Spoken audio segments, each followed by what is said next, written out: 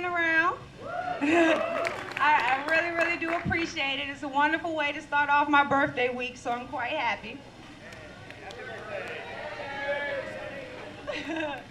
Well, thank you so much for having me. I want to share something kind of personal with you. For most of you who know me, I was introduced as the president of the Frederick Douglass Foundation of Virginia. That's a title that I no longer hold. But nonetheless, you keep inviting me back, so I'm guessing I say something that you like, and for that I'm eternally grateful, so thank you. Now, those in the elite, both Democrats and Republicans, like to play the game Justa. My personal favorite is just a Bible-thumping, gun-toting terrorist hobbit. But what I learned a long time ago is it's not what they call you that matters, it's only what you answer to that really matters. So I answer to the name of Child of God 24/7.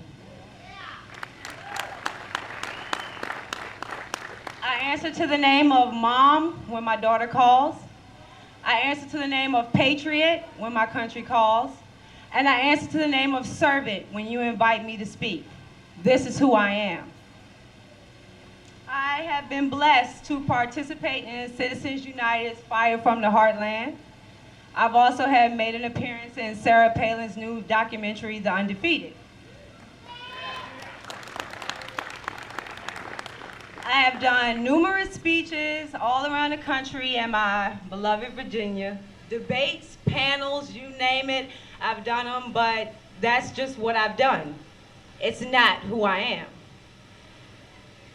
Today, I would like to explain to you why that matters. No one can wear a mask forever. Eventually, no one can wear a mask forever. They can't hide behind their accomplishments.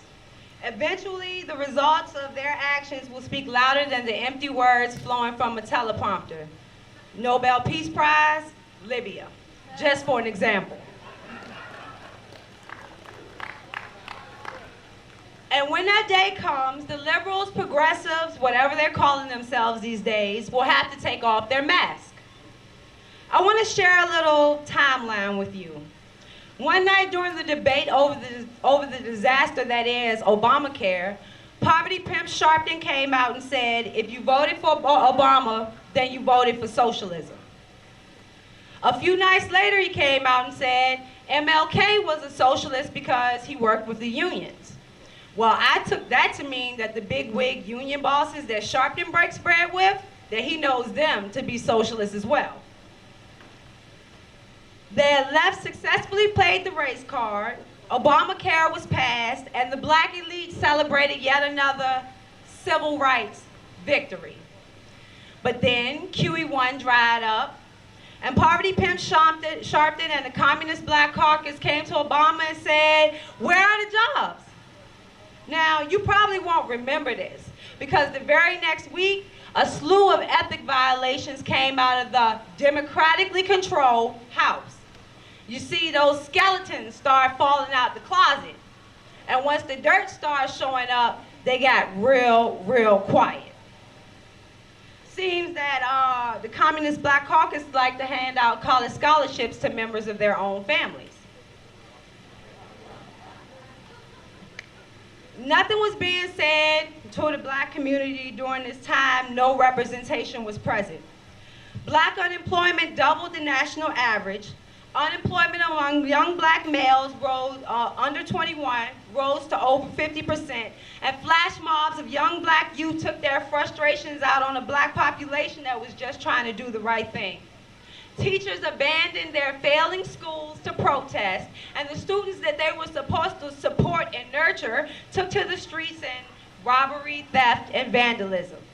They were absent when a hurting black community went from bad to worse. But the sad part is, this was nothing new. This was nothing different. This was totally expected.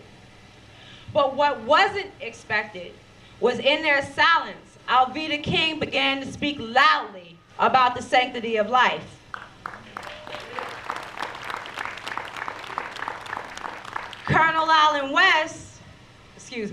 Congressman Colonel Allen West, began to call the 21st century plantation by its rightful name. Herman Cain put capitalism and free markets on his back, and he joined the race for presidency.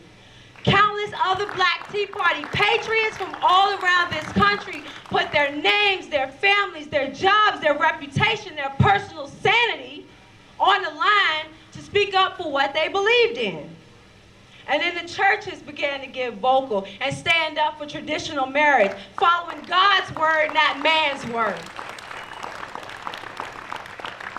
Parents began to step up and stand up for school choice. They began to put their own children above a party and above a union.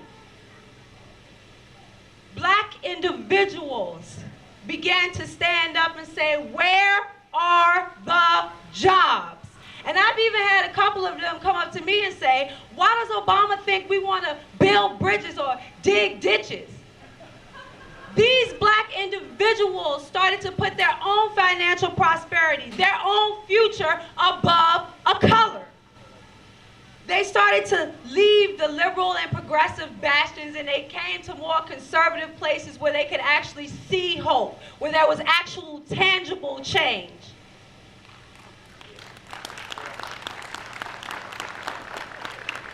But those who stayed went to Maxine Waters and said, yet again, where are the jobs? And all she could answer to this question was, we can't ask Obama because he's Black. We can't ask Obama because then you will hold us accountable for his failures. They are reaching a tipping point where only the truth can be told. They only have two options, to fade into obscurity or to pick a new boogeyman. Well, guess what? You're the new boogeyman.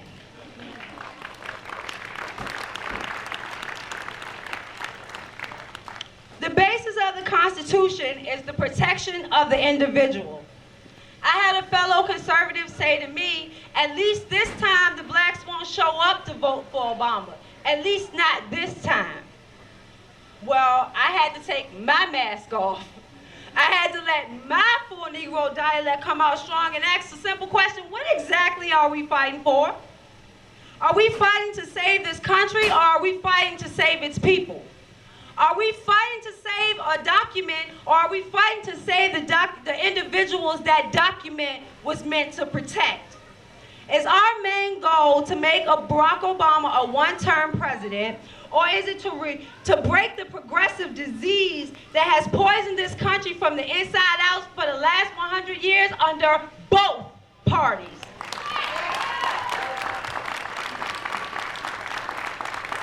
It is time we bring a restoration of all that is good and all that is worth fighting for and all that is worth saving in America. I'm fighting because the individuals in my community are dying. They are literally, not figuratively, dying. They have been handed a progressive legacy from Poverty Pimp Sharpton and the Communist Black Caucus. See, I could stand here and I could talk about the Tea Party being the enemy. Or I could talk about the Tea Party going to hell. Or I could talk about how the Tea Party wants to see blacks hanging from trees. But let me tell you something. This is a new war, and I will not play by their rules for radicals.